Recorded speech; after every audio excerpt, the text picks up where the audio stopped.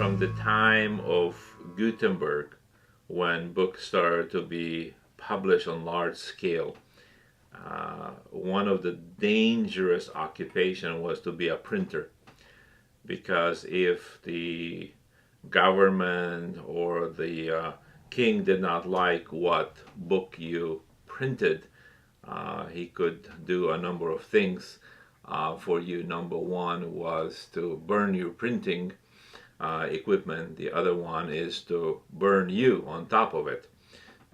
Who decides what's right and wrong? What are we going to have, an all-powerful head censor man? He's going to decide what we read and what we listen to? That's ridiculous. That's not a free society. In the 16th century, what one author desired more than anything else is for his first series to be burned, because that always created the desire how important or how great the first series was, so that you will print the second and the third series. It is never okay for certain institutions to restrict or ban any books, any kind of reading. It's inherently wrong for any government to restrict the written word, and to force a branch of government not to do its job because of it. That's taking away one of our freedoms. I think it's up to the reader to make his or her choice what to read. And so there are certain books that I don't read. So technically for me, they are the forbidden books, but I make the choice, versus somebody saying, I don't want you to read these books here. And I think that is the whole idea of the liberty of the press, to be able to say things, but at the same time to be willing to accept that not everybody is going to read what you write. I know censorship is a hot issue, but as a mother of 4 daughters, over the years I felt it necessary to suggest that they not read certain materials until they're older. I felt that when they were younger, they did not need to be exposed to bad language. There's a lot of good literature out there that does not contain bad language, so yes, I would definitely censor it when they were younger. What it does is takes a piece of history off the shelf that maybe someone who never knew about it can find out about a certain piece of history because that person was real. The fact that it's a downer, the book is a downer, there's a lot of books that are downers. Life is a downer. You have to be able to live. You have to know the good and the bad. This is my point, why I won't stop anybody from reading anything. They should learn everything they can about past events. Look, you forget about history, history repeats itself. We know this. We've seen it time and time again all through history, okay? You ban books that deal with bad things or sexual things, you're going to be forced to relive it. I think the biggest impact a book has had on my family, we used to have a pictorial history of World War II. I remember being 12 years old, taking the book off the shelf and looking at it and reading it.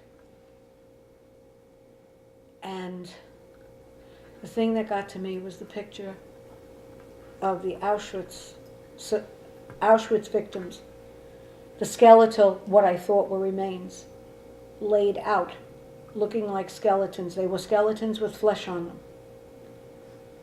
I read further down in the text, and these were people who were alive, about 30 of them. I got sick and I cried. Of course it's not a bad thing. Just to be compassionate and knowing about good and bad things in this life, I think you'd be more prepared when the bad hits.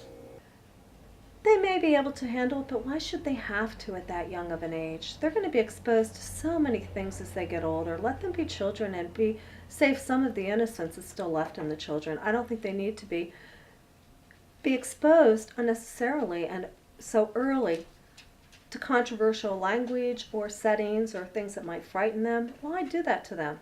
What I do is when there's a book that I'm interested in purchasing, I go on a website that contains book reviews from various vendors.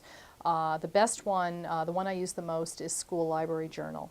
I also use Booklist. Publishers Weekly. And all these reviews contain recommendations as to which age groups the books would be appropriate for. And if it says grades 9 to 12, I don't order it. So that's how I base my purchases. That's how I decide what I'm going to buy. I think it's more of the maturity level. It kind of aggravates me when people who don't really know you think they know what you can read based on your age. Like, I remember we read Catcher in the Rye in Mr. Sherman's class, and I would just be like, please don't pick me to read, because, like, I don't know what I would have done if, like a profanity came up in it. So. Once a child hits junior high, they probably have heard and just about seen most things, whether you wanted them to or not. You can pretend they haven't, but if your child's watching TV, then you have to assume that they know a whole lot more than you might have when you were their age. Based on that fact, once they've hit 6th, 7th, 8th grade, I think that you're beating a dead horse if you're attempting to try to keep any sexual innuendos or whatever out of their reading. If you sanitize the text, you're not going to get the meaning that the author wanted you to have. And the feel. There are a lot of books about prejudice that use these words in order for you to feel a little bit of it. And maybe get your ire up, so to speak. Personally, I wouldn't prefer reading anything with profanity in it because I just don't want to be exposed to such things. But in Catcher in the Rye, for example, he was a character who was very well portrayed because of profanity. Again, it would have been better if it wasn't so excessive, but it definitely gave a better idea of who he was as a person. Derogatory terms and slurs and words of that nature, if they're used descriptively in context to describe an end that the author's trying to realize and what the author's trying to make the reader come to see, no, then they're not derogatory. They mean what they say, and they're being used as such.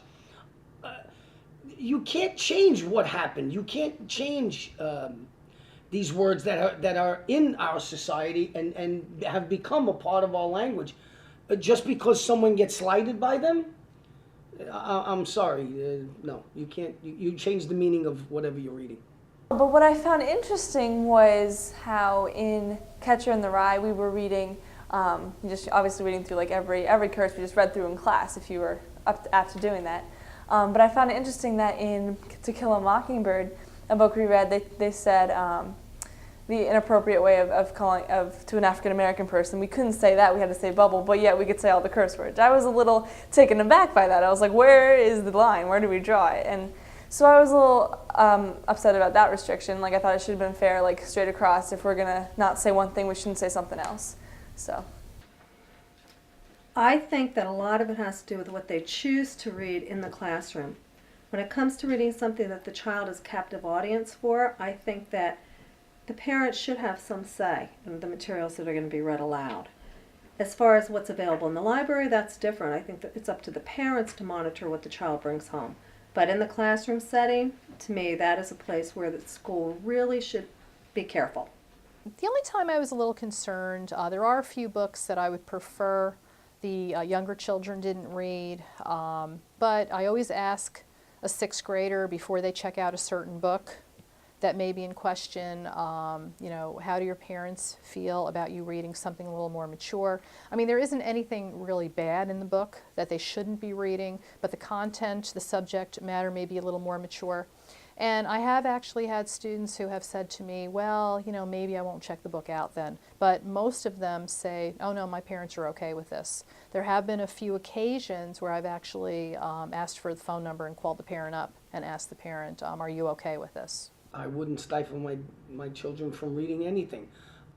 Books like this educate you to the pitfalls of life. You got to take the good with the bad when you walk out the door, so why shouldn't you do it when you read? I think a book is always a treasure, that you can learn from a book